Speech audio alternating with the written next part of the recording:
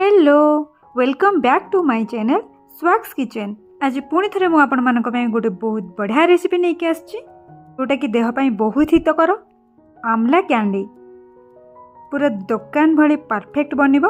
आपण माने यहाँ को वर्ष वर्ष रखिकी खाई परिबे। तो चलंतु स्टार्ट करिबा आज रेसिपी। मुझे 1 kg अँला नहीं जाइए ताको आमे भलसे सफा करिकी गोटे स्टीमर रे सिझेई नबा।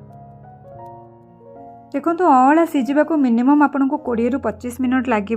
आउ सिझीगला अँलार कलर भी पूरा चेंज हो जाइथिबो आउ तार कोड़ एमती सब छाड़ी जाइथिबो। देखंतु मुझे भलसे आपण मानकु देखै दउची। आपण मानकु कोनोसी परिश्रम करबा दरकार नहीं, सी आपे आपे हाथ रे एमती छाड़ी जिवो। आमे गोटे गोटे करिकी सब अँला को एमती छड़ेई नबा। गोटे गोटे अँलार ऊपर चोपा मोर टिके खराब हो जाइतिला तो मु ताकू सिझीगला हाथ रे भल भाबे काढ़ी नेइची। देखिपे आपण मैंने ये सब छड़ा अँला को मुझे गोटे कंटेनर रे भर्ती कर नौछि एवं जेतिकी क्वांटिटी रो अँला नहीं मुझार अधा क्वांटिटी रो चीनी ये पकई नौछि। जेहेतु मुझे मीठा आमला कैंडी बनाऊँगी तो मुझे चीनी नहीं आपण मैंने चाहिए गुड़र भी यूज करें।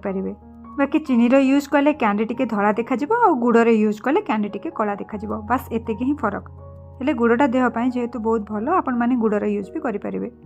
एठी आमे अँला को चीनी सह भल भाव मिक्स करदबा आ ताकू 3 ରୁ 4 दिन एमती छाड़ी नबा घोड़ेकी।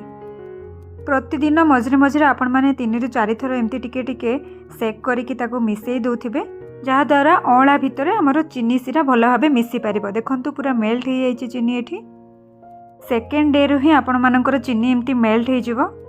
अँला जेहेतु टिके खट्टा और टिके कसाड़िया थाए तो चीनी ता देहरे भल भाव न मिसिले कैंडी एते मीठा लगे आपण मैंने खाई पारिबेनी। 4 दिन पर आमे ताकू खरारे सुखेबा। देखंतु मु एठी चीनी सिरा रो अँला को भल भाव छाणी नउछि आउ एठी गोटे कंटेनर रे ताकू सुखी दउछि। आपण मानकू पुणी थरे 3 ରୁ 4 दिन ये प्रोसेस को रिपीट करिया को पड़िबो। जदि आपण मानक बालकोनी रे बेसी खरा पड़छि ताले 2 ରୁ 3 दिन रे आराम से सुखी जिवो। वर्तमान सुखी जाइछि भल भाव। बेसी भी सुखेबेनी, बेसी सुखेले टाण हो जिवो आपण माने चोबेई पारिबेनी। देखंतु एतेकी ही सुखिबा दरकार आमला। देखि नउछि हाथ रे आपण मानकू।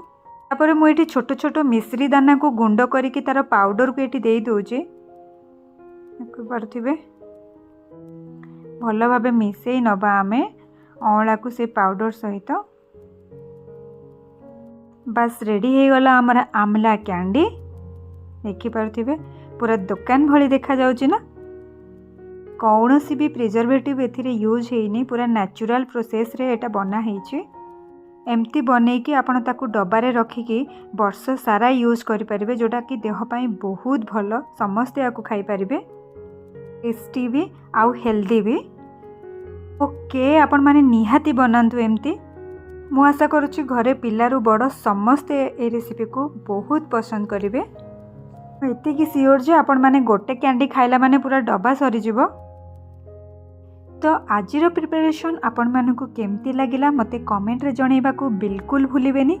पुणी देखा हबो आ एको नुआ रेसिपी सहित आ एको नुआ वीडियो रे।